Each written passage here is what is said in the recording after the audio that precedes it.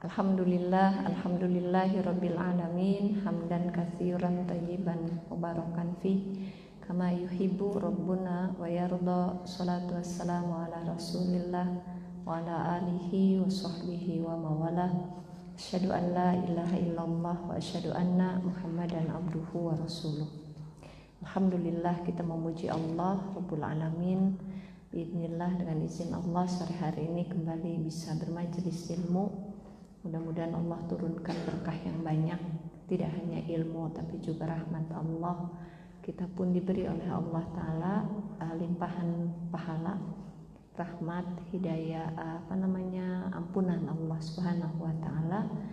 Ya, paling tidak malaikat yang mengelilingi kita memintakan ampun kepada Allah. Dan ada satu keutamaan yang kadang lupa bagi orang-orang yang datang ke masjid, Bu. Nabi bersabda, man ghada ilal masjid, barang siapa yang datang ke masjid, illa, kecuali dia hendak yu'allimu khairan, dia ingin belajar agama, atau yata'allam khairan au yu'allimahu, atau dia mengajarkan kebaikan. Tidak ada satupun yang datang ke masjid kecuali yang dia inginkan adalah kebaikan berupa ilmu, dan dia mengajarkan kebaikan berupa ilmu, kecuali ka'ajri hajin, kecuali dia akan mendapatkan pahala haji, taman hajatuhu, yang sempurna pahala haji.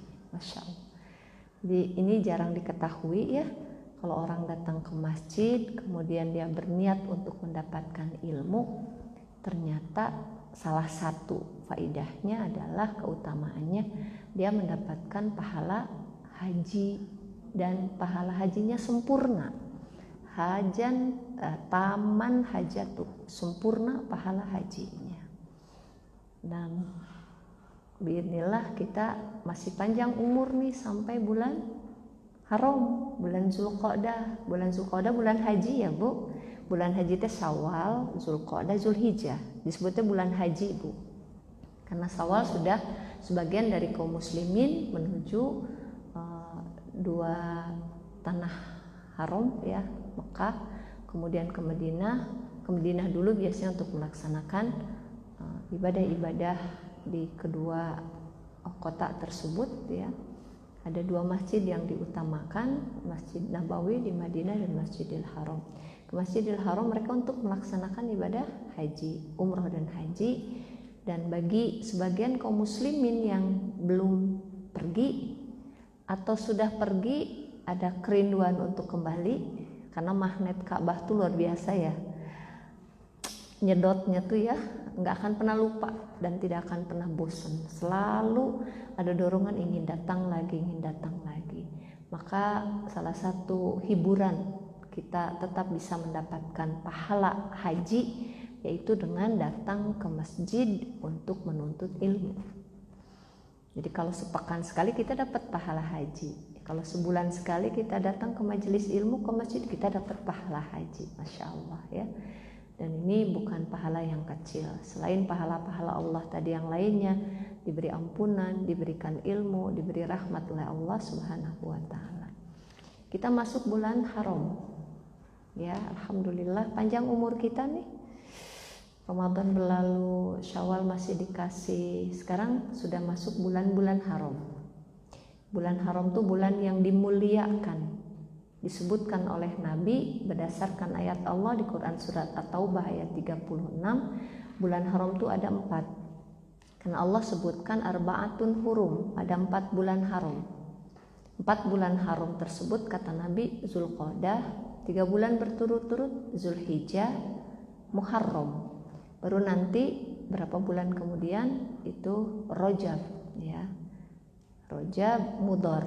Jadi ini yang sekarang kita sedang jalani Dzulqa'dah. Kalau Allah kasih panjang usia, bisa ketemu Zulhijjah dan Muharram, bulan haram. Ini kesempatan kita menyimpan perbekalan untuk pulang. Lebih banyak tabungan kita insya Allah ya. Karena kata para ulama disebut bulan haram, salah satunya kata Ibnu Abbas radhiyallahu anhu, yang beramal soleh dia dapat pahala lebih banyak, yang berbuat kezaliman, maksiat, dia pun mendapatkan dosa lebih banyak. Jadi PR kita di bulan sekarang, bulan haram, memperbanyak amalan soleh dan menjaga diri dari peluang-peluang untuk terjerumus pada dosa dan kemaksiatan. Jadi ini kesempatan. Kan kalau kita nabung di dunia aja kalau banyak isinya seneng gitu ya. Bedanya dengan akhirat, kalau di dunia terlihat ya berapa jumlahnya. Kalau di akhirat justru lebih dahsyat lagi. Karena Allah memberi pahala bukan 1-2. Di luar bulan haram, pahala itu minimal Allah kasih 10 kali lipat. Minimal. Kemudian Allah lipat gandakan bisa sampai 700 kali lipat. Di bulan haram lebih dari itu. Masya Allah. Jadi kan ini kesempatan kita bisa menabung di sisi Allah dengan tabungan yang banyak yang bisa kita nikmati nanti di hari akhirat kelak. Ya, alhamdulillah Allah masih kasih panjang umur kita ya sampai bulan ini. Kita berharap Allah panjangkan usia di atas ketaatan dan mudah-mudahan ini bisa jadi bekal buat pulang kita kepada Allah. Baik ibu-ibu yang dirahmati Allah Subhanahu wa taala, kita akan melanjutkan perjalanan kehidupan setelah kehidupan dunia ya. Kehidupan dunia kita akan memasuki alam barzah. Alhamdulillah sudah kita tuntaskan bagaimana kita memahami transit kita di alam barzah dan bekal apa yang dibutuhkan, karena kita mengetahui keadaan alam barzah itu seperti apa sehingga kita tahu juga bekalnya seperti apa yang harus dipersiapkan. Kita juga sudah memasuki alam akhirat, perjalanan alam akhirat, yaumul ba'ats, hari kebangkitan. Kita juga sudah masuk ke alam mahsyar, bagaimana beratnya mahsyar, di mana kita mendapatkan hari hisab, hari ketika kita dihitung amal-amal kita. Hari ini kita akan lanjut pada pembahasan hari penimbangan amal. Setelah hari hisab, kita masuk hari yaumul mizan ya. Ini sengaja kita runut supaya kita tahu nanti setelah pulang, setelah kita berakhir di kehidupan dunia, kita akan transit di mana saja. Keadaan tempat kita transit butuh apa saja itu, sehingga kita bisa siapkan bekal itu. 1, alam kubur, alam barzah. Kemudian nanti yaumul ba'ats, hari kebangkitan, kondisi kita seperti apa dibangkitkan. Dan kita butuh bekal buat nanti sampai ke padang mahsyar, karena semua diperjalankan menuju padang mahsyar setelah dibangkitkan. Ketika di padang mahsyar itu hari yang sangat berat ya. Maka kita tahu di padang mahsyar ada beberapa keadaan yang sudah kita bahas kan, yaumul hisab, bagaimana kita dihisab. Bekalnya apa sekarang? Itu yang dipersiapkan. Kita masuk pada yaumul mizan. Setelah hisab itu hari penimbangan amal. Yaumul mizan itu hari di mana manusia ditimbang amalannya oleh Allah. Imam Al-Qurtubi rahimahullah, beliau menukil perkataan para ulama ahlus sunnah. Kata beliau, jika hisab, perhitungan amalan seseorang sudah selesai, maka berikutnya adalah waznul amal, di mana amalan setiap manusia ditimbang. Jadi setelah hisab, kata Imam Al-Qurtubi, selesai dihisab, dihitung Bu. Kita tahu ya, kita ingin mendapatkan hisaban yasir, hisab yang mudah. Dan hisab yang mudah, yang ringan, hanya Allah kasih buat orang beriman. Berarti pokok pembicaraan kalau kita mau selamat di yaumul hisab adalah bagaimana kita menjadi hamba yang beriman. Baru kemudian setelah kita menjaga diri di atas pokok iman tadi, akidah yang lurus, tauhid yang benar, yang sahih, maka kita mulai menyimpan perbekalan berupa amal soleh, karena di saat itulah amal soleh dibeberkan oleh Allah Subhanahu wa Ta'ala. Termasuk dibeberkan pula, dipaparkan apa yang menjadi amal-amal keburukan kita. Jadi kalau tahu kondisinya demikian, berarti PR kita iman diperkuat, dijaga, jangan sampai menyimpang. Kemudian jangan sampai, kalau bisa mah tidak berkurang sedikit pun ya Bu, pingin ya mah itu. Kemudian nanti masuk di yaumul mizan, amal tersebut ditimbang.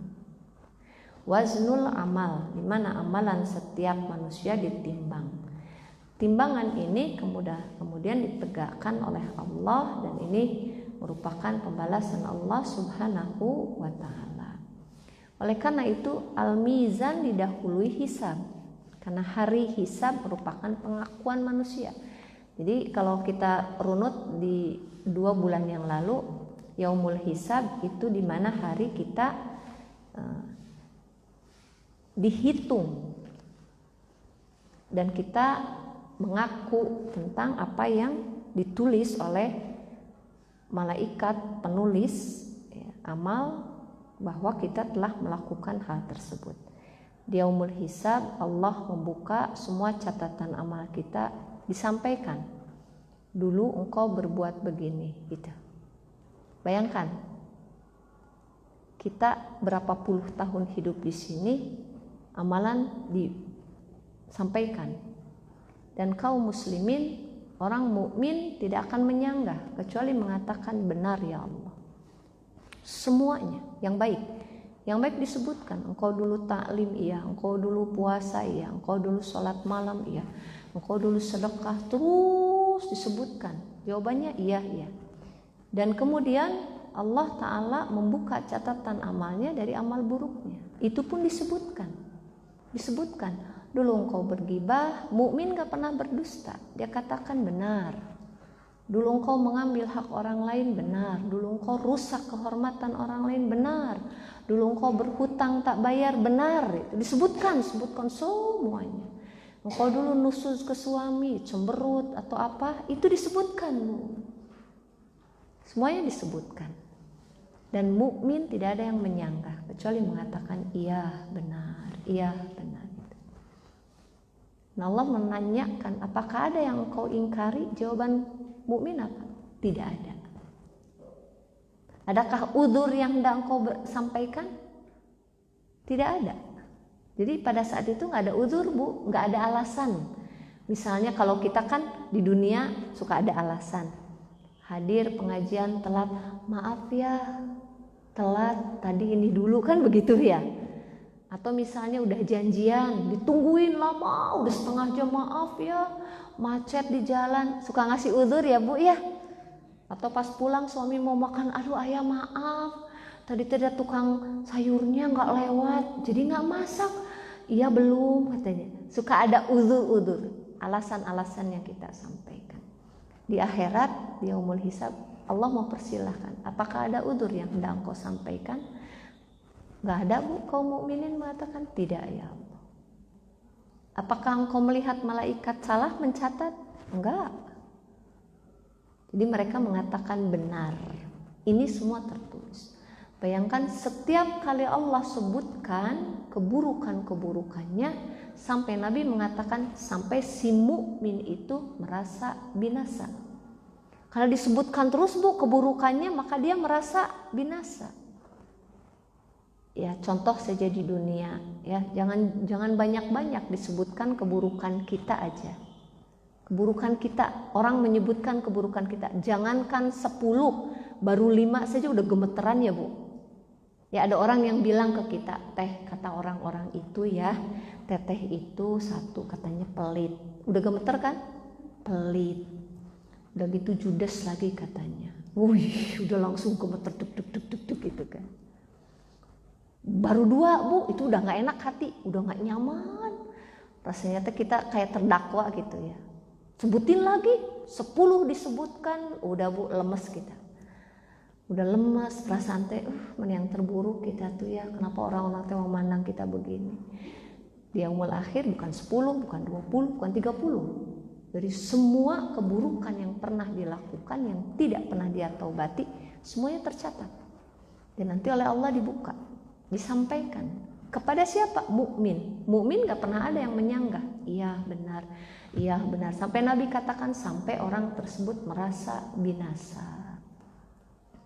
Namun keutamaan mukmin pada saat hisab, satu, setelah disebutkan kebaikan keburukan. Kalau kebaikan kita pasti bahagia ya disebutkan, tapi pas ada keburukan yang disebutkan, udah pasti kita gelisah, khawatir, takut dan sebagainya. Namun di akhir hisab itu Allah sebutkan, sesungguhnya aku telah menutup aibmu di dunia. Ya, memang begitulah Bu. Ya, Allah nutup aib kita, nggak ada yang tahu kan aib kita. Apa yang terjadi di rumah kita, perilaku kita pada suami, orang nggak tahu. Kalau di luar makan baik ya Bu. Pasti ketika kita bersama suami, di luar tuh diusahakan baik. Kesal, marah, ditahan kan? Jangan ngomong, jangan ngomong. Tapi kalau sudah sampai rumah, itu bisa membludak Bu, bisa keluar berbagai perkataan ya. Kita bawa anak-anak juga begitu kan. Kalau di luar terkesan kita tuh ibu yang baik ya Bu, mau marah jangan, tahan gitu kan. Si anak minta sesuatu dia maksa, jangan dede, gitu kan. Kalau di rumah, wih, udah panjang omongan kita. Gak ada yang tahu Bu. Allah menutup aib kita di dunia. Makanya kata Nabi, seandainya aib itu berbau, sudah gak ada lagi yang sanggup duduk dengan kita. Seandainya, tapi kan nggak terlihat, bahkan di orang lain tidak berasa, kita pun kadang tidak merasakan. Tapi nanti di yaumul akhir diperlihatkan. Dan Nabi mengatakan di hadis tersebut, sesungguhnya Allah berfirman, sesungguhnya aku menutup aibmu di dunia dan saat ini aku ampuni. Spesial untuk mukmin, yaumul hisab Allah ampuni. Oleh Allah diampuni ya. Tapi nanti kan diperlihatkan bagaimana amal-amalnya tersebut ditimbang. Ketika ditimbang kan terlihat ternyata mana setelah Allah ampuni kan tetap ditimbang itu keburukannya. Tadi mah cuma disebutin Bu, beda dengan orang kafir. Beda dengan orang kafir itu ditanya detail. Tapi orang mukmin cuma disebutkan, diiyahkan, dipaparkan, diiyahkan. Kemudian Allah ampuni. Kebaikan berikutnya Allah tutup lagi, orang nggak tahu Bu. Kita disebutkan 1000, 2000 keburukan dari catatan amal selama hidup di dunia, orang lain nggak tahu karena Allah punya hijab, sitar, ditutup Bu. Jadi cuma kita dengan Allah saja. Ini rahmatnya Allah untuk kaum mukminin. Di sini ditutup ya Bu, di akhirat pun nggak diketahui. Tapi nanti akan sangat berasa, terlihat betul saat mizan, saat ditimbang Bu, terlihat betul. Kalau di situ kan cuma dipaparkan, disebutkan. Di hari mizan, yaumul mizan itu akan kelihatan bagaimana amalan kita, mana yang paling banyak ya, kebaikankah atau keburukan. Ini yang disebut mizan. Al-mizan itu balasan Allah terhadap manusia sesuai dengan pengakuan amalannya, sesuai dengan timbangan hasil prestasi amal yang telah ia lakukan. Jadi ketika di yaumul hisab Allah mengatakan dan sesungguhnya hari ini aku ampuni, namun dia harus siap melihat amalan yang sebenarnya ketika di yaumul mizan. Dan ini Allah sudah sebutkan tentang mizan. Salah satu ayatnya disebutkan oleh Allah Subhanahu wa taala. Ini Quran surat Al-Anbiya ayat 47 ya.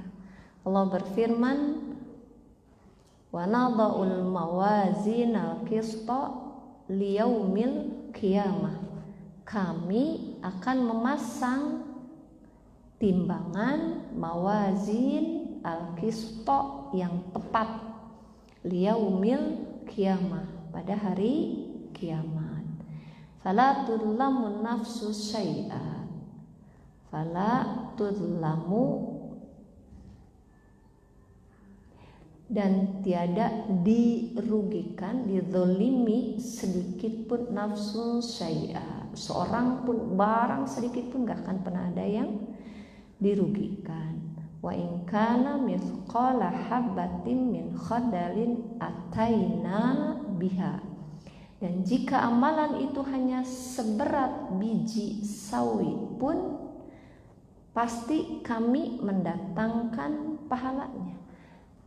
Kita melakukan amal yang tak terasa sedikit, sampai disebutkan oleh Allah sebesar biji sawi pun pasti kami datangkan pahalanya. Ya, wa kafa bina hasibin. Ini ada perkataan, dan cukuplah kami sebagai pembuat perhitungan. Allah sudah ngasih perhitungan di yaumul hisab.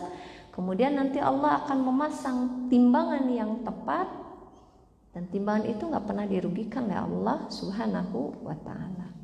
Mizan ini timbangan Allah yang Allah tegakkan pada hari kiamat untuk menimbang amal manusia. Timbangannya tepat, tidak akan merugikan manusia. Beda dengan di dunia. Kalau di dunia orang menimbang itu sering melakukan kecurangan. Makanya Allah ingatkan di Quran surat Al-Mutaffifin. Ya Bu ya. Quran surat Al-Mutaffifin itu peringatan. Bagi siapa? Bagi orang-orang yang ketika dia menimbang dia curang. Allah berfirman, wailul lil mutaffifin. Kecelakaanlah bagi orang-orang yang curang. Wail itu banyak makna. Para ulama mengatakan wail itu azab yang dahsyat di akhirat. Kalau Ibnu Abbas mengatakan wail itu jurang di neraka, tempat mengalirnya nanah-nanah manusia. Itu wail. Dan wail ini diberikan kepada siapa? Orang-orang yang dia berbuat curang, ya. Makna mutaffifin itu curang. Jadi ini untuk orang, sebutan untuk orang yang melakukan. Asal katanya kan atatif itu curang, orang yang melakukannya disebut mutaffifin, orang-orang yang melakukan kecurangan. Tempatnya di mana? Neraka wail. Kata Ibnu Abbas, neraka wail itu jurang, berarti paling dalam, di mana nanah-nanah manusia yang dibakar di neraka itu masuknya ke situ, dan orang-orang yang curang masuknya di situ.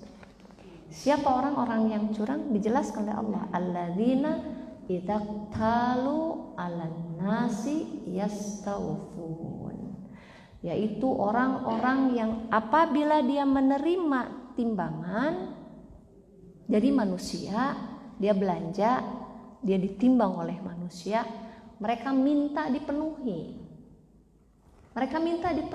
Ada kan ibu-ibu kalau sudah nimbang beli bawang 1 kilo, setengah kilo. Udah gitu ada istilah orang Sunda mah, hanetan mang. Ayah segitu ya Bu ya. Ambilnya mah nggak banyak Bu, nggak, mungkin cuma beberapa ngarawu sakedik gitu, ngambil 3 apa 5. Hanetannya mang plung we Bu, masukin. Dia nggak minta keriduan si penjual ya. Mun penjual bilang, aduh Bu, pan eta teh untungnya di situ, khawatir mungkin yang beli nggak jadi ya Bu. Ya akhirnya si penjual biasanya diem aja gitu ya. Hanetannya mang cenah. Kayak beli dukuh ya Bu, beli bawang. Kalau beli durian mah nggak akan ibu bilang hanetan. Beli durian mah ya sudah seadanya, masa di hanetan penuh hiji durian ya Bu ya. Biasanya begitu, dia minta dipenuhi. Wa idza kaluhum aw wazanuhum yukhsirun, dan apabila mereka menakar, kalau tadi kan membeli, minta orang lain yang menakar. Tapi apabila dia menakar, dia menimbang Bu, untuk orang lain, apa yang dia lakukan? Mereka Mengurangi timbangan. Ini hati-hati buat para penjual ya. Kita sering lihat Bu di pasar, bukan sering sih, kadang-kadang lihat di pasar ada orang jualan timbangannya dikasih pemberat ya Bu. Kadang-kadang dikasih batu, kadang-kadang wadahnya Bu, wadahnya teh dikasih kayak aspal dalamnya teh, jadi berat ya Bu ya. Saya juga pernah belanja ke satu pasar, saya lihat di bawahnya teh ada yang dikasih batu Bu.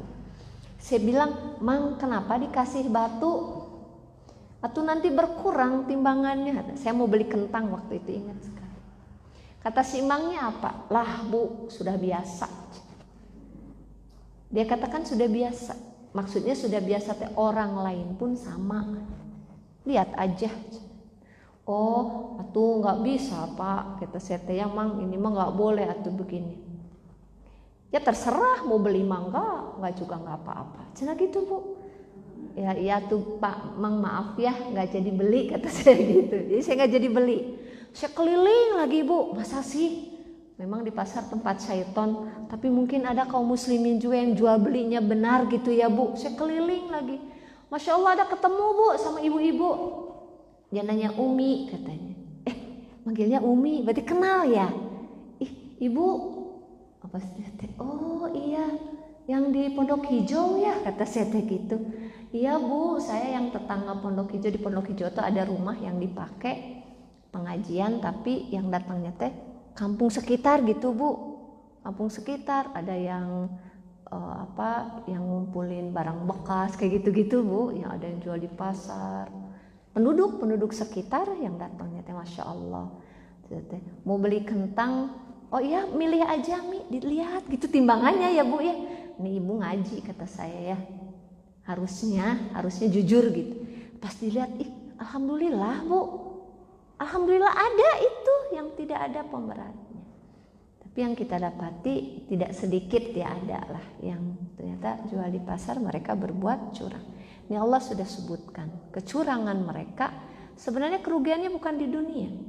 Justru di dunia mungkin mereka merasa untung. Lumayan ya Bu.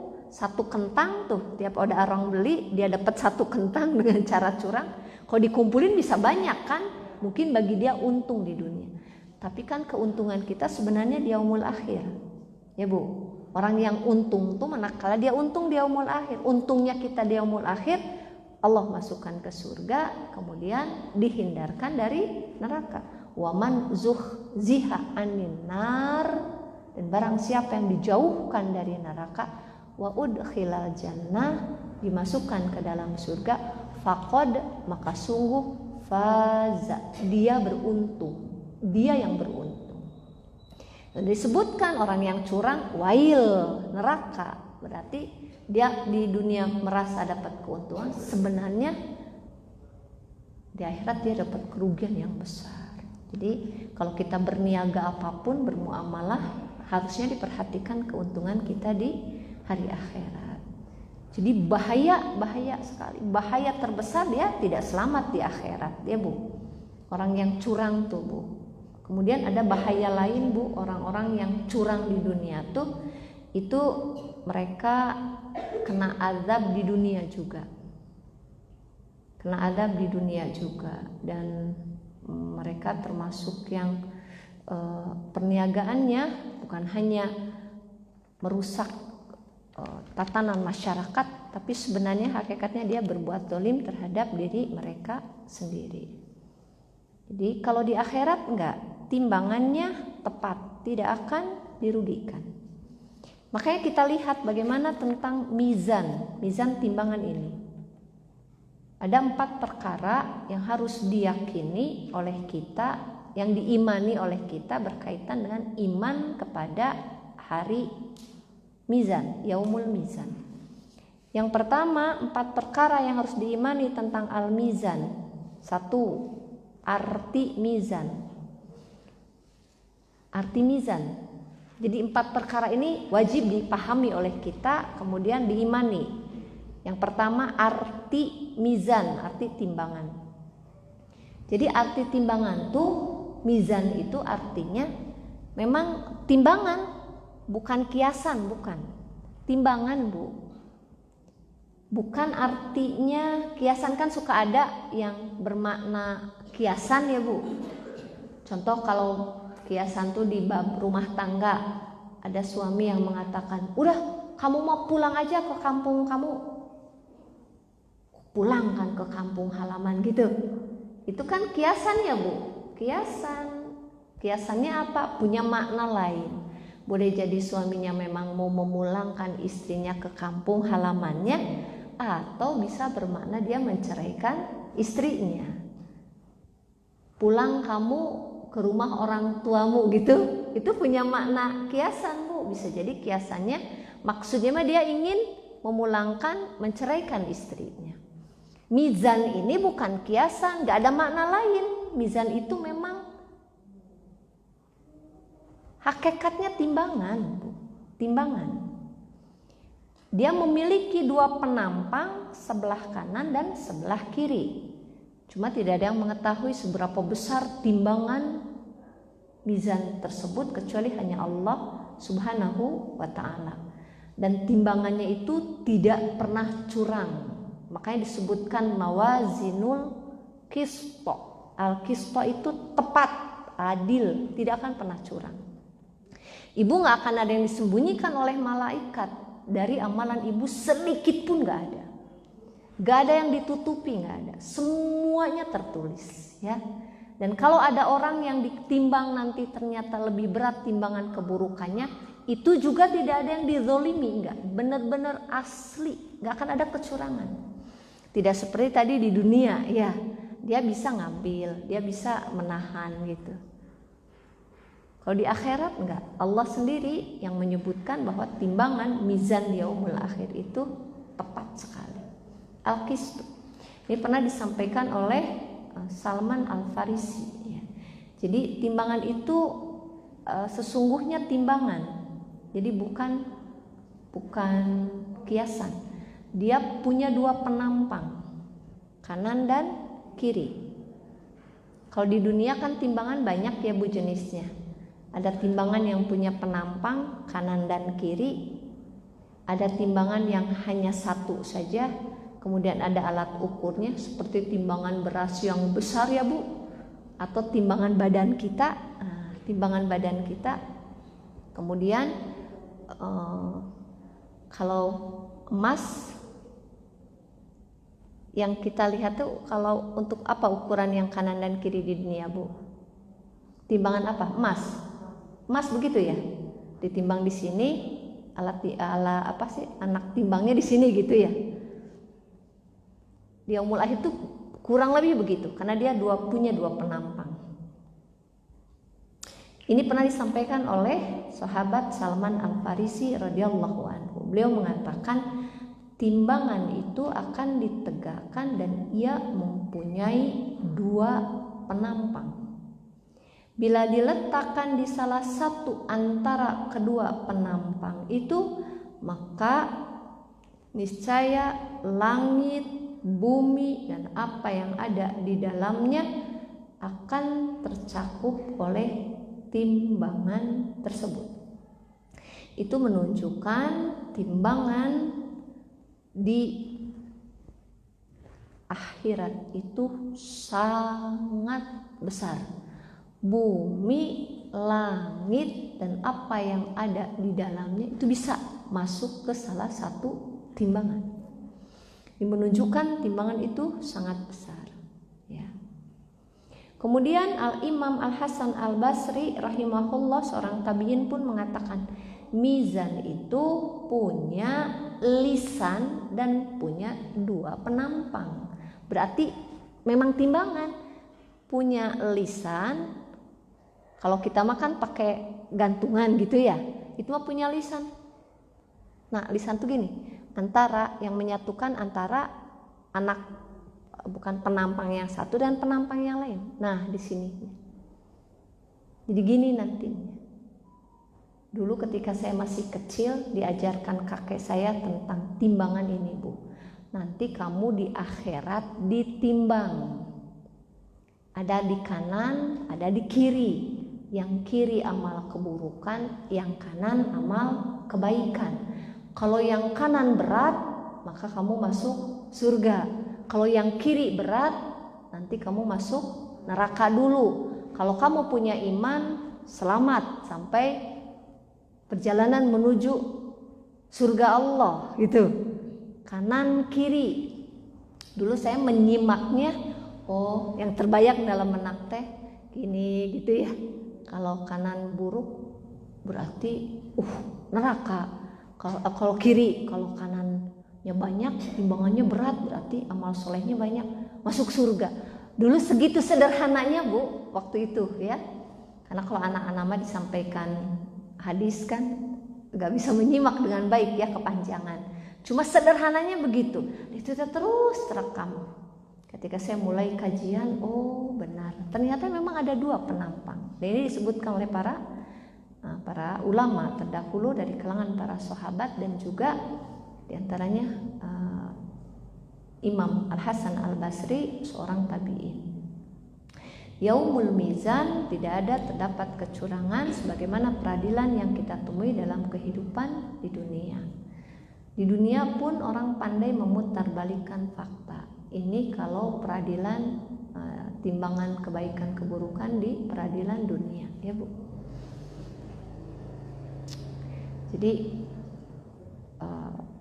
bisa kita ambil faidah kalau kita melihat ada orang-orang yang masuk ke penjara di dunia, ya Bu. Itu teh ada kalanya memang karena kesalahan, tapi ternyata kadang-kadang bukan karena kesalahan dia Bu, tapi kesalahan orang lain yang kemudian ketika ditegakkan pengadilan mizan itu membuat dia terzolimi karena diputarbalikan faktanya. Ada banyak Bu, ada banyak. Saya dulu suka ngisi kajian di LP, Lembaga Pemasyarakatan Perempuan Bu, dulu sebelum masa pandemi. Itu ternyata tidak semua orang tuh, ya memang ada sih yang benar-benar mereka menipu gitu ya. Bidan yang menggugurkan kandungan, ada Bu, bidan menggugurkan kandungan padahal kelihatan ini soleh begitu ya. Ya qadar Allah lah terjadi demikian, dan memang kesalahan dia, akhirnya oleh Allah diperlihatkan masuk ke pengadilan, akhirnya kena dihukum beberapa tahun di situ. Ada yang menipu para perempuan Bu, ada yang menipu, ada yang banyak sekali di situ ya. Tapi ada juga orang-orang yang ternyata sebenarnya dia nggak bersalah. Kayak perusahaan-perusahaan kadang-kadang ya, dia cuma pinjemin bendera istilahnya, ternyata sama yang pinjem dipakai untuk kezoliman Bu. Terus dia juga dapat karena dikasih bendera, dia kan dapat ya Bu, istilahnya mah fee-nya. Nah kalau dapat fee-nya dia makan kan.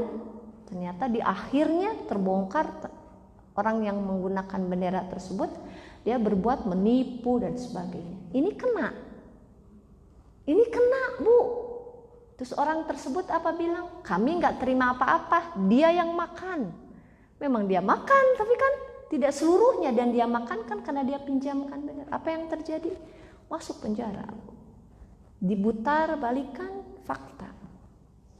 Masuk, itu ada, kasihan sekali seorang bapak yang demikian ya. Sudah hampir berapa tahun itu, ya qadar Allah begitu. Ya pasti ada hikmah di balik semua itu. Cuma kita melihat di satu sisi, kalau peradilan dunia ditimbang kebaikan keburukan kadang diputar balikan, tidak jujur, ada kecurangan-kecurangan. Adapun dia umul akhir, mizan ini tidak ada kecurangan. Ditegakkan mizan baginya dia umul akhir dengan keadilan Allah. Tidak bisa ditawar ya, nggak bisa ditawar, nggak bisa dibohongi. Jadi arti timbangannya sesungguhnya benar-benar timbangan ya, sesungguhnya benar-benar timbangan. Dia punya lisan, punya dua penampang, bukan kiasan. Kemudian tepat timbangannya, adil, tidak ada kecurangan. Dan timbangan ini besar sekali besar sekali, hanya Allah Ta'ala yang tahu besarnya, karena ketika dimasukkan langit dan bumi itu mencukupi. Hal kedua yang harus diimani oleh kita, yang diyakini oleh kita, perkara al-mizan, yaitu besarnya mizan. Ini yang kedua yang tadi saya sebutkan. Di riwayat Imam Al-Hakim dari sahabat Salman Al-Farisi, Rasul pernah bersabda yang artinya timbangan akan ditegakkan pada hari kiamat. Seandainya pada hari itu langit dan bumi ditimbang, maka akan mencakupnya. Bayangkan, timbangan, dan apabila langit bumi ditimbang itu mencukupi. Berarti kita nggak bisa membayangkan sebesar berapa, segimana besarnya itu timbangan. Dan memang tidak akan bisa menyamakan dengan yang kita ketahui makna timbangan di dunia. Nggak akan ada yang sama. Di yaumul akhir tidak bisa disamakan dengan keadaan di alam dunia. Jadi ini poin kedua, besarnya timbangan. Besarnya timbangan. Jadi sangat-sangat besar, hanya Allah yang tahu. Hal ketiga yang diyakini oleh seorang mukmin berkaitan dengan al-mizan, tentang banyaknya timbangan. Berapa timbangan di alam akhirat? Berapa banyak timbangan di alam akhirat? Setiap orang ditimbang, Bu. Kalau pakai logika kita, kalau timbangannya satu, kapan selesainya ya? Gitu. Kok timbangannya satu, tapi ternyata yang paling rojih, paling kuat, berapa banyak timbangan di yaumul akhir? Kata Al-Hafidh Ibnu Hajar Al-Asqalani rahimahullah, yang benar al-mizan, timbangan itu hanya satu, Bu. Dan itu dipakai menimbang makhluk Allah, hamba Allah, dari sejak manusia pertama Nabi Adam sampai manusia terakhir. Semuanya ditimbang. Jadi kita nggak bisa pakai logika, ya kalau satu kapan selesainya? Karena perbedaan keadaan di dunia dan keadaan di akhirat. Jadi hanya satu. Tidak bisa digambarkan dengan banyak timbangan, betapapun banyaknya amalan yang akan ditimbang, betapapun banyaknya orang yang akan ditimbang, karena yang gak bisa digambarkan dengan gambaran-gambaran dunia. Ahlus Sunnah menyebutkan bahwa Allah Subhanahu wa Ta'ala di ayat 47 Quran surat Al-Anbiya yang tadi saya sampaikan, saya bacakan, wa nadha'ul mawazin al-qista. Mawazin itu bentuk jamak dari mizan. Allah Ta'ala menggunakan kata jamak dengan kalimat mawazin. Mawazin itu jamak dari mizan, artinya banyak kan, Bu? Mawazin, banyak timbangan. Kata jamak dari mizan, mawazin, bukan berarti timbangannya yang banyak. Tapi Allah menyebutkan mizan dengan kata jamak, mawazin, itu karena amalan yang akan ditimbang oleh Allah Subhanahu wa Ta'ala sangat banyak. Ada amalan yang berkaitan dengan hak Allah. Kan kita tahu 5 taklif ya, pembebanan syariat bagi kaum muslimin kan ada 5. Ada wajib, sunnah, kemudian haram, makruh, mubah, ya Bu ya. Dari 5 ini ada yang hubungannya dengan Allah, ada yang hubungannya dengan manusia. Banyak banget, Bu, yang hubungan dengan Allah saja. Rukun iman udah 6, rukun Islam 5, 11, belum turunannya ya, turunannya. Kemudian yang sunnah dari sholat, kalau yang wajib ada sholat wajib, yang sunnahnya kita kenal sangat banyak. Dengan Allah banyak. Belum thalabul ilmi ya. Nanti ditanya sama Allah. Hubungan dengan manusia pun banyak. Hubungan dengan manusia banyak. Kaitannya hak manusia antara mereka dengan kita banyak. Contoh kewajiban saja kita kepada suami, kewajiban kita pada orang tua, kewajiban kita pada anak-anak, ya Bu. Kewajiban bermuamalah, bayar hutang misalnya. Kewajiban kita mencari harta, jangan sampai yang diharamkan Allah. Itu banyak sekali. Banyak amalan yang akan ditimbang. Makanya Allah menyebutkan mizan, timbangan itu dengan kalimat yang jamak, mawazin. Tapi sebenarnya timbangannya sendiri, mizannya sendiri hanya satu. Hanya satu saja. Adapun kata mawazin itu karena timbangannya sangat banyak. Yang ditimbangnya banyak amalannya. Lalu apa yang ditimbang? Ini poin keempat yang harus diimani, diyakini oleh kita kaum muslimin. Jadi ada 4 yang harus diyakini. 1, makna mizan. Makna mizan itu ternyata timbangan yang sebenar-benar timbangan. Kedua, mizan itu sangat besar. Ketiga, jumlah mizan ternyata hanya 1. Yang keempat, apa yang ditimbang dengan 1 timbangan tersebut? Sementara Allah menyebutkan mawazin, timbangan dengan kalimat jamak. Ada 3 pendapat kata para ulama. Yang ditimbang itu 1 amalan, 2 orang, ketiga catatan amal. Orang juga ditimbang Bu, ibu juga ditimbang nanti ya, timbang. 1 amal kita ditimbang. 2 orangnya ditimbang. Ketiga, amalan catatannya ditimbang. Buku catatannya pun ditimbang oleh Allah Subhanahu wa ta'ala. Tentang amal sudah jelas ya. Amalan ditimbang ya, ada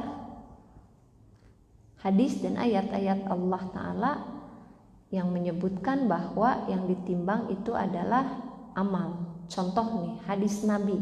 Kata Nabi, ada 2 kalimat yang ringan diucapkan oleh lisan tapi berat dalam timbangan.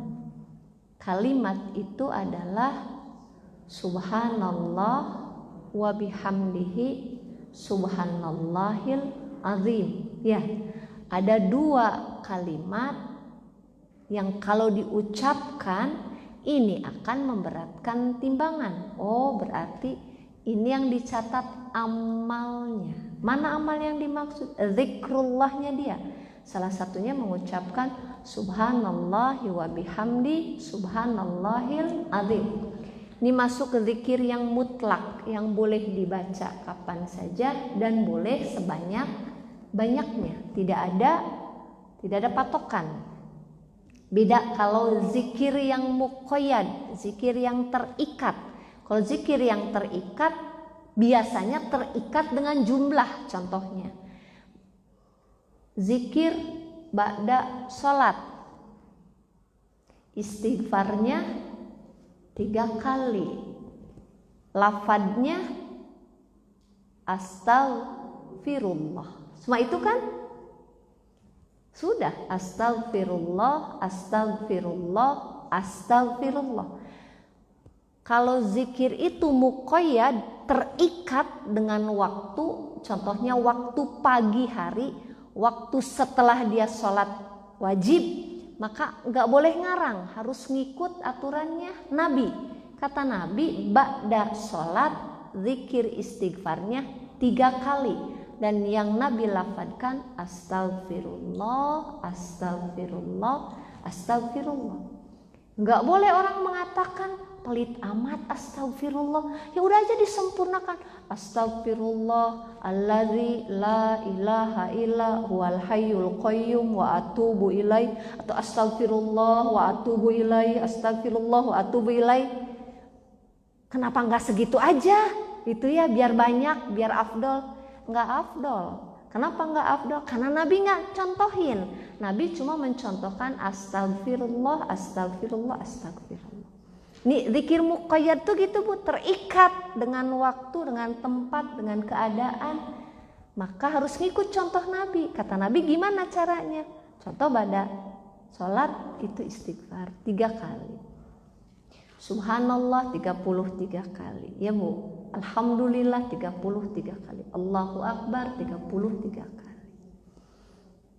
Kemudian contoh zikir pagi, tahlil ada pilihan dari Nabi. Oh, kalau ada Nabi memberikan pilihan berarti kita boleh milih. Contoh yang ada pilihan, tahlil la ilaha illallah wahdahu la syarikalah lahul mulku wa lahul hamdu wa huwa ala kulli syai'in qadir. Berapa Nabi kasih pilihan? 3 jenis. Boleh 1, boleh 10, boleh 100. Ibu milih yang mana?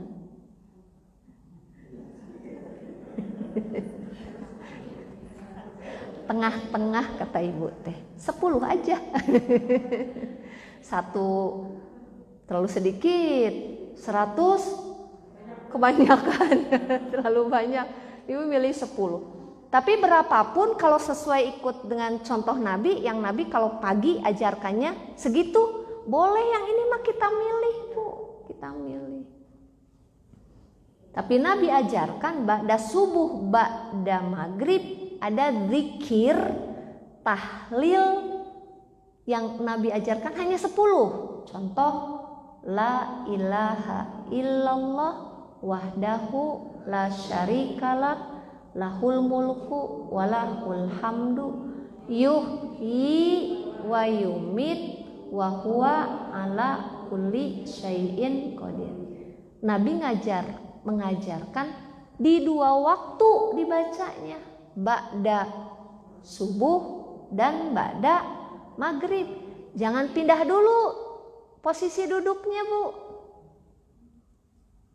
Posisi duduknya jangan berubah dulu. Ibu kan posisi duduk setelah salam bagaimana? Tawaruk kan? Tawaruk teh emok kalau kata Sunda ya, Bu. Kita duduk di lantai ya, Bu. Kemudian si kaki kiri dimasukkan ke kaki kanan, kan gitu. Emok, Bu lah, tahu kan emok? Itu jangan berubah dulu sampai baca 10 kali. Pahalanya besar, Masya Allah. Ya, jadi baca dulu ini, Bu, istighfar, kemudian subhanallah ya, Bu, 33, hamdalah, tahmid 33, takbir 33, tuntaskan la ilaha illallah wahdahu la syarikalah, lahul mulku wa lahul hamdu wa huwa ala kulli syai'in qadir, plus 10 tadi. Baru setelah itu kalau udah Ibu pegel boleh selonjor, ya pindah ke kiri gitu ya, Bu ya.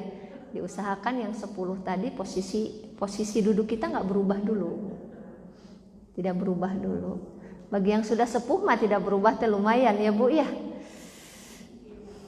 Tapi dah memang begitulah mau dapat pahala surga Allah mah ya. Nah itu, Bu. Nah yang subhanallah wa bihamdihi subhanallahil adzim, ini zikirnya zikir yang mutlak. Zikir mutlak itu tidak terikat dengan apapun. Ibu boleh baca di mana saja, asal jangan di kamar mandi, asal jangan sedang berhubungan badan ibu teh subhanallah wa bihamdihi, nggak boleh. 2 waktu yang ibu tidak boleh berzikir, 1 di kamar mandi yang ada WC-nya, 2 lagi berhubungan badan, ibu nggak boleh berhubungan badan sambil berzikir. Kalau berzikir itu sebelumnya berdoa ya. Jadi tidak boleh membaca subhanallah wa bihamdihi subhanallahil adzim sambil BAB gitu ya, ini nggak boleh. Kapan saja, di mana saja boleh, dan tidak ada aturan berapa jumlahnya. Barang siapa yang memperbanyak, karena kalau 2 kalimat ini berat dalam timbangan. Oh berarti amal. Ini dalilnya salah satunya ya. Sebuah riwayat yang sahih, riwayat Imam Muslim, riwayat Imam Bukhari juga. Kemudian Nabi juga pernah mengatakan tidak ada sesuatu yang lebih berat ketika ditimbang di hari kiamat kecuali akhlak yang mulia. Akhlak mulia kan amal ya, Bu. Oh berarti yang ditimbang salah satunya adalah amal. Seluruh amal baik kita ditimbang. Amal buruk ditimbang juga. Dusta ditimbang, gibah ditimbang, mencela ditimbang, semua ditimbang. Itu diantaranya dua dalil ya. Kemudian yang kedua yang ditimbang itu orang, Bu, orangnya. Kita ikut ditimbang ya. Karena ada satu riwayat Nabi Shallallahu Alaihi Wasallam, sesungguhnya pada hari kiamat nanti ada seorang laki-laki yang besar, gemuk, tapi ketika ditimbang di sisi Allah, masuk tubuh, dimasukkan ke mizan, tidak sampai sebesar sayap nyamuk. Ikut ditimbang tapi tidak mempengaruhi timbangan. Kalau badan mah, Bu, beda kan kalau kita di dunia mah ya, Bu. Kalau ibu yang berat badannya kemudian punya program diet, pingin berkurang, terus ditimbang, pengaruh nggak ke jiwa? Pengaruh, Bu. Ibu program pengurusan berat badan. Setelah sekian bulan ditimbang terus tidak berat, tidak berkurang timbangannya. Pengaruh ke jiwa? Pengaruh, Bu. Luar biasa itu.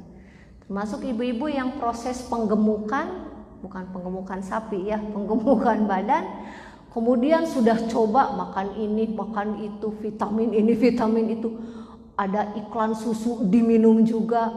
Sudah program 6 bulan, diharapkan dia naik 5-10 kilo. Pas dilihat cuma 1 kilo. Gitu kan? Dia mau lahir mah enggak. Mau yang kurus, mau yang berat, enggak pengaruh. Tapi dia ikut ditimbang. Karena ada hadis Nabi tadi. Ya. Jadi karena memang Allah tidak mengadakan penilaian terhadap fisik manusia enggak, tapi amal dan hati yang akan diperhitungkan oleh Allah Subhanahu wa taala. Kisah Ibnu Mas'ud juga, Bu. Ibnu Mas'ud itu kakinya tuh kecil sekali. Sahabat Nabi, Ibnu Mas'ud itu kakinya kecil. Satu waktu beliau mengambil ranting pohon mau dijadikan siwak, Bu, untuk bersih-bersih. Pas naik tertiup angin sarungnya, jadi kelihatan sama para sahabat kakinya teh kecil sekali. Para sahabat mentertawakan, Bu, tertawa melihat betis Ibnu Mas'ud kecil. Kata Nabi, apa yang sedang kalian tertawakan? Para sahabat jujurlah mengatakan, kedua betisnya yang kecil wahai Rasulullah gitu. Jadi mereka tuh pada ketawa aja, Bu, lihat, ih, betis kok kecil banget tuh laki-laki, Bu, Ibnu Mas'ud. Tapi apa kata Nabi? Demi zat yang jiwaku di tangannya, sungguh kedua betisnya Ibnu Mas'ud jika nanti di mizan ditimbang itu lebih berat daripada gunung Uhud. Masya Allah. Bukan karena betisnya, tapi amalnya Ibnu Mas'ud. Tapi disebutkan ditimbang kita tuh hanya tidak berpengaruh. Yang berpengaruh tetap amal ya. Ini yang menjadi dalil bahwa orang pun ditimbang. Dan yang ketiga tadi catatan amalnya. Bukunya, Bu, nanti setelah yaumul hisab dibacakan seluruh isi, diberikan, ada yang dari kanan, ada yang dari belakang ya, Bu. Kemudian catatan amalnya diberikan dan ditimbang nanti. Dan ini 3 pendapat tadi memang tidak saling bertolak belakang, tidak ada yang bertentangan. Sebagian orang memang ada yang ditimbang amalnya, sebagian ada yang ditimbang orangnya. Yang pasti itu ditimbang amal dan catatan, buku catatannya. Allahu a'lam, yang pasti yang harus kita upayakan bagaimana ketika kita nanti masuk di hari timbangan, kita diselamatkan oleh Allah Ta'ala. Siapa yang bertanggung jawab atas mizan? Malaikat. Malaikat siapa? Malaikat Jibril. Ya, salah satu pernah disampaikan di kitab As-Sunnah. Kitab As-Sunnah itu kitab akidah, Bu, ya. Istilah akidah tuh banyak, diantaranya As-Sunnah. Ada juga disebutnya Fiqhul Akbar akidah tuh. Imam Al-Lalikai rahimahullah mengatakan, karena mengambil perkataan dari sahabat yang bernama Hudzaifah ibnu Yaman, yang bertanggung jawab terhadap mizan adalah malaikat Jibril. Insyaallah ya. Yang kita butuhkan sekarang perbekalan. Bagaimana agar mizan kita berat gitu Bu. Bagaimana nanti timbangan kita berat, tidak ringan. Ya. Tapi kalau dihisab, kita minta hisab kita ringan. Tapi kalau timbangan, kita minta timbangan kita berat di atas kebaikan. Ini beberapa hal saja yang bisa kita upayakan. Ya, contoh tadi zikrullah. Zikirnya apa? Subhanallah wa bihamdihi subhanallahil azim. Perbanyak saja, di mana saja ibu pulang dari sini di jalan, ya. Ibu lagi masak, subhanallah bihamdihi subhanallahil azim. Karena itu boleh dibaca kapan saja. Ya, ibu sedang duduk, antri apa, baca subhanallah bihamdi subhanallahil azim. Yang kedua apa? Alhamdulillah memenuhi timbangan. Hamdalah Bu. Oh, pantas Nabi di setiap keadaan membaca hamdalah. Ketika Ummul Mukminin Aisyah menceritakan ketika Nabi dapat kesenangan, beliau berucap hamdalah. Alhamdulillahilladzi bi ni'matihi tatimmus sholihat. Hamdalah Bu. Udah biasa kita juga ya Bu, kalau dapat kesenangan mah alhamdulillah. Kesenangannya sedikit, alhamdulillah. Rada banyak, alhamdulillah. Kalau banyak sekali, alhamdulillah gitu ya. Lekoh panjang. Tapi kita dapat juga dari perkataannya Ibunda Aisyah, Nabi pun ketika mendapat sesuatu yang tidak menyenangkan hati beliau, beliau pun tetap memuji Allah. Alhamdulillah ala kulli hal. Ini PR kita. PR kita di rumah. Karena kan interaksi kita paling sering di rumah dengan suami. Ketemu suami apapun keadaannya, kadang kita ucapkan alhamdulillahilladzi bi ni'matihi tatimmus sholihat. Kadang-kadang alhamdulillah ala kulli hal. Seringnya yang mana? Alhamdulillah ala kulli hal. Sebentar-sebentar alhamdulillah ala kulli hal. Masih aman Bu. Satu, dia dapat catatan kebaikan dan itu menenteramkan jiwa. Karena alhamdulillah ala kulli hal, dia muji Allah. Segala puji bagi Allah atas segala keadaan. Dan ini lebih menenteramkan jiwa daripada ibu komentar. Mending alhamdulillah ala kulli hal. Kalau suami ibu ngerti, pasti suami berpikir, aduh salah apa aku ya. Kalau suaminya nggak ngerti, nanya mamah teh naon, sebentar alhamdulillah, sebentar alhamdulillah, sedih alhamdulillah. Kalau nggak ngerti mesti nanya ya. Soalnya ada Bu yang sedang mengamalkan itu. Seorang ibu muslimah, suaminya nggak pernah tahu pelajaran ini. Jadi apa-apa tuh alhamdulillah ala kulli hal. Sebentar-sebentar alhamdulillah ala kulli hal. Keur nangis ke alhamdulillah ala kulli hal. Kata suaminya, isi mama teh kenapa cenah ge? Bentar-bentar alhamdulillah, alhamdulillah. Dikasih tahu, oh. Kalau suaminya ngerti mah pasti langsung introspeksi diri, ya. Ketika berinteraksi dengan suami, tiba-tiba si istrinya bilang alhamdulillah ala kulli hal. Si suami pasti mikir, duh, apa yang bikin dia sedih? Apa yang bikin dia kesal atau marah? Makanya kata Nabi, hamdalah, alhamdulillah memenuhi timbangan. Ini PR di setiap keadaan kita memuji Allah Ta'ala. Yang berikutnya tadi di hadis, ya, akhlak mulia. Tidak ada sesuatu yang lebih memberatkan mizan kecuali akhlak yang mulia, akhlak yang baik. Dan terakhir apa? Kalimat syahadat Bu. Hadis yang terkenal istilahnya hadis bitokoh. Hadis bitokoh. Ada orang yang ditimbang oleh Allah Subhanahu Wa Ta'ala. Timbangannya besar. Timbangannya keburukannya banyak. 90 lembar keburukan Bu, dan setiap satu lembar panjangnya sebatas mata memandang. Ya sebatas mata memandang tuh sampai nggak terlihat, nah segitulah Bu. Satu lembarnya, ini 90 lembar keburukan diperlihatkan. Kemudian kata Allah, tegakkan timbanganmu, tegakkan mizannya, disimpan catatan keburukan yang 99 lembar Bu. Satu lembarnya sebatas mata memandang. Udah kebayangkan Bu? Pasti yang kiri lebih berat, yang kanan terangkat kan? Lalu apa kata Allah? Sesungguhnya hari ini aku tidak akan mendolimimu. Di sisiku ada satu kartu bitokoh yang akan menyelamatkanmu. Kata orang tersebut, bagaimana mungkin satu kartu bisa menyelamatkan dirinya, sementara dia melihat 99 gulungan dosanya. Satu gulungan dosa itu sebatas mata memandang, satu gulungan ini 99. Maka ketika itu Allah menyimpan kartu tersebut. Apa yang dimaksud kartu tersebut? Kalimat la ilaha illallah. Orang tersebut beriman kepada Allah, beriman, iman yang dia bawa pulang, imannya disimpan di satu penampang yang lainnya yang terangkat. Maka tiba-tiba memberatkan timbangannya dan timbangan keburukan pun terangkat. Masya Allah. Jadi kalau kita mengamalkan kalimat syahadat, ya, kalimat syahadat, kita mengimani Allah, mentauhidkan Allah, nggak berbuat syirik, kita mengikuti apa yang disampaikan oleh Nabi Sallallahu Alaihi Wasallam dalam beramal soleh, dalam beribadah. Ya, syahadat kita kan dua, kepada Allah dan kepada Rasulullah. Maka insya Allah ketika di yaumul mizan nanti, mudah-mudahan kita diselamatkan oleh Allah Subhanahu Wa Taala.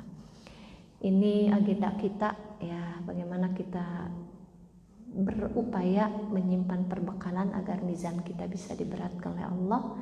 Yang paling mudah adalah zikrullah tadi, la ilaha subhanallah wa bihamdi subhanallahil azim.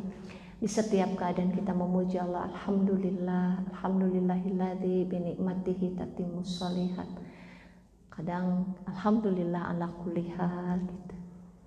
Ya, kemudian perbaiki akhlak kita pada suami kita, pada orang tua kita, pada anak-anak kita, pada tetangga kita, pada kerabat, teman kita.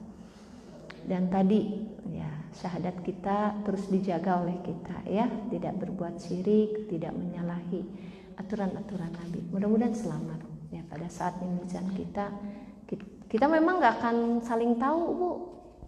Enggak, satu sama lain yang berkumpul di sini, ya, masing-masing, Bu, ya, masing-masing. Kan di alam padang mahsyar semua pada berlari, ya, berlari, Bu. Kalau saya bertemu dengan Teh Noni, berteman dekat gitu, ya, itu di yaumul akhir saya nggak mau ketemu Teh Noni.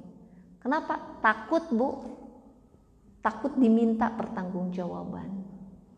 Makanya ada anak yang lari dari ibunya, ada suami yang lari dari istrinya. Kita nggak pernah tahu nanti kita tuh seperti apa di sana, masing-masing. Nah, kita juga berjuang masing-masing, ya, Bu. Kalau ini ada karena kita sedang berusaha mencari wasilahnya, wasilah jalannya, ya, salah satunya dengan ilmu.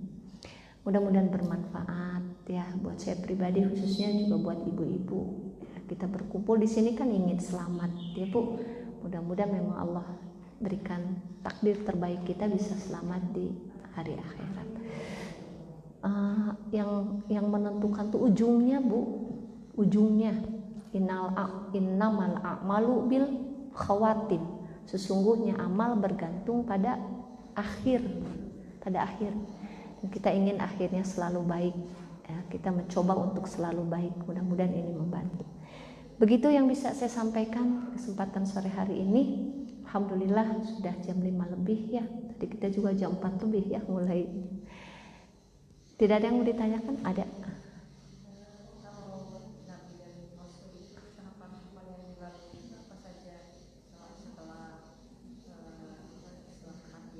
Ya, Nabi tidak mengalami fitnah kubur, enggak. Masa Nabi ditanya man robuka?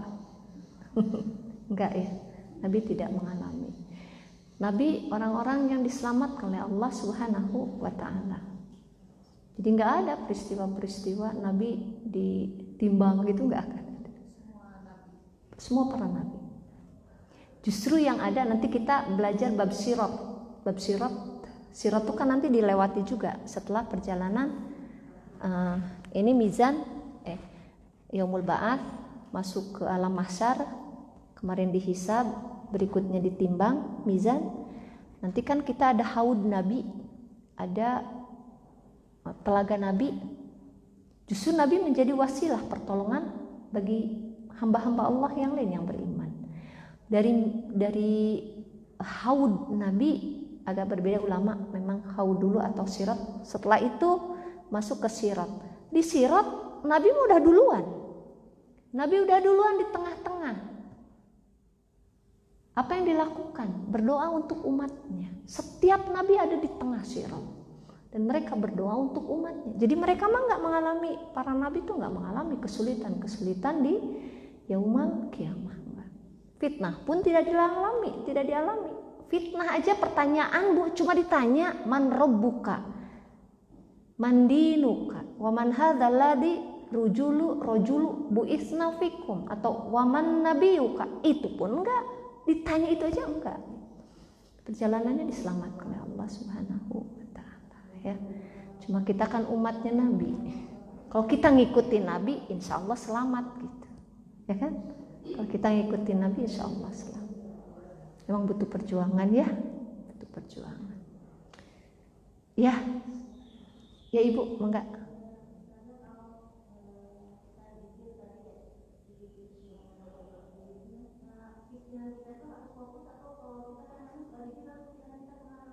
Nah, kalau zikir itu kan ada 3 ya. Ada zikir hati dan lisan, ada zikir hati saja, ada zikir lisan saja.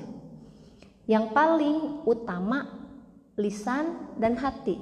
Jadi maksud lisan dan hati, saat kita mengucapkan zikir tersebut, hati kita meyakininya. Contoh, subhanallah wa bihamdihi, maha suci Allah dan aku memujinya. Jadi memang kita memuji Allah dengan kalimat tasbih tersebut. Jadi ngikut. Kayak ibu-ibu istighfar, astaghfirullah, aku mohon ampun kepada Allah. Kalau yang sempurna, hatinya meyakini bahwa kondisi saat itu kita sedang mohon ampun kepada Allah. Kemudian meyakini Allah maha memiliki asma dan sifatnya, maha pengampun. Kita menyadari punya dosa banyak sambil beristighfar. Tapi ada kan yang enggak, cuma lisan saja, yang ketiga saja. Ini dapat pahala, dapat, tapi faidah buat kehidupan enggak ada. Minta astagfirullah, astagfirullah, astagfirullah, astagfirullah gitu kan. Contohlah pada sholat, subhanallah, subhanallah, subhanallah, subhanallah. Kadang-kadang kita sambil kemana? Subhanallah, subhanallah, subhanallah, subhanallah gitu ya. Subhanallah. Karena ibu-ibu mah sambil buka mukena, subhanallah sambil dilipatkan, alhamdulillah.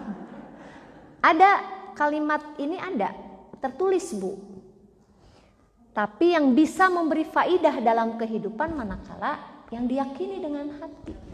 Maka yang akan memberi manfaat buat kehidupanmu kalau zikir tersebut dipadukan antara lisan dengan hati. Tapi di atas amalan yang hanya lisan aja ada amalan hati. Hati saja, contoh misal, ketika ibu kajian nih seperti ini, mendengar hadis Nabi, terus hati meyakini, kata kita subhanallah, ternyata perjalanan akhirat berat ya. Ya Allah, takut banget. Nah, itu teh zikir dengan hati, Bu. Yang begitu tuh. Terus kan kalau di sini mah kita udah niat ya, Bu. Pokoknya mau hamdalah aja, gitu. Ketemu suami, alhamdulillah. Ketemu anak-anak, alhamdulillah. Di sini itu udah zikir, Bu. Zikir dengan hati. Pas sampai rumah, zikir tapi lisan, astagfirullah. Itu mah nggak tepat ya, tapi ya Bu, istighfar sambil melotot matu ya. Kan istighfar tuh hakikatnya minta ampun kepada Allah ya. Jadi bagusnya mah begitu. Tapi kalau ibu-ibu misalnya bada subuh ada zikir pagi kan banyak ya Bu. Ibu tuh lagi zikir aja mikir masak apa ya hari ini gitu. Terus udah dilihat dulu sambil zikir Bu. Sambil zikir sambil buka kulkas gitu ya. Ini mah ini tapi pikiran kemana? Ini mah dapat ditulis Bu, ditulis. Cuma faidah kehidupan nggak ada. Akan kita ingin memberikan manfaat buat kehidupannya dengan zikir tersebut. Memang yang paling afdol mah begitu Bu, duduk tenang dihayati ya.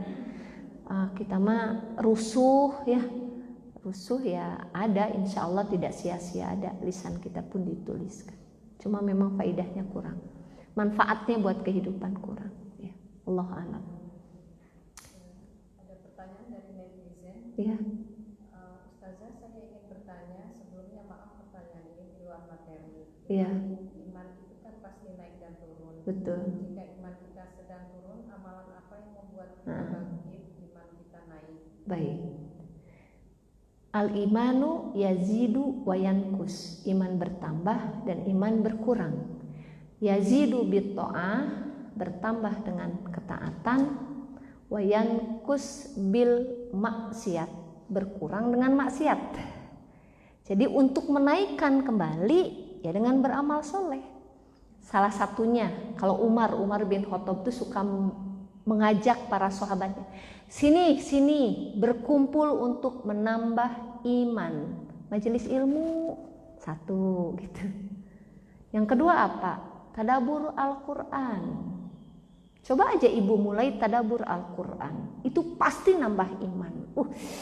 Luar biasa, juz 30 saja itu mengingatkan kita hampir semua ayatnya akan akhirat ya Bu. Itu luar biasa Bu, kalau udah ibu mulai baca tafsir juz amma saja yang sudah kita hafal Bu, dibaca lagi, ditafakuri lagi, itu bisa meningkatkan iman. Pas ingat kita baru berdosa, turun iman tuh. Kalau sudah berdosa, turun iman. Sholat nggak nikmat, baca Quran ingin cepat selesai, zikir lundutan, begitu ya. Yang teringat juga dunia, lagi begini tapi mau ngerjain ini.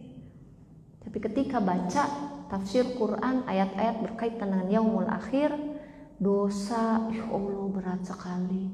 Bagaimana hari kiamat, berat sekali. Itu biasanya akan membangkitkan bagi roh kita, ya, jiwa kita untuk bisa menaikkan kembali iman. Taklim, terus mentadaburi Al-Quran, ya, membacanya, insya Allah sudah dapat pahala ya. Plus tadabur Quran lebih bisa dimaknai lagi. Alhamdulillah. Mempelajari asma dan sifat Allah, mengenal Allah dengan memahami asma dan sifatnya. Ibu yang lagi biasanya kan turun tuh karena maksiat. Contoh maksiatnya dimarah gitu ya. Marah karena dia tidak menerima kondisi yang sedang diterimanya. Ketika dia tahu asma Allah Subhanahu wa taala, satu saja dari nama Allah, maka dia akan bisa kembali meningkatkan imannya. Dia merasa dia sendirian aja, dia mulai putus asa. Ternyata Allah Al-Wali, Allah tuh penolong, gak ada penolong yang lain kecuali Allah. Maka dia yakini dia akan menambah iman. Dia mempelajari, mendekatkan diri kepada Allah, mengenal Allah dengan memahami asma dan sifat. Itu diantaranya ya. Yang pasti taklim terus itu akan menambah iman insya Allah. Allahu a'lam. Ya, saya rasa itu saja, sudah 17.29 ya, ibu-ibu sudah harus kembali ke rumah masing-masing. Saya juga sama ya Bu, masa mau nginep di sini. Terima kasih, jazakumullah khair juga untuk sahabat-sahabat yang ikut menyimak di media. Mohon maaf atas segala kesalahan, yang hak dari Allah, kesalahan dari saya pribadi. Wassallallahu ala Muhammadin wa ala alihi washabbihi wassalam. Kita tutup, subhanakallahumma bihamdik, asyhadu an la ilaha illa anta, astaghfiruka wa atubu ilaik. Walhamdulillah, wassalamualaikum warahmatullahi wabarakatuh.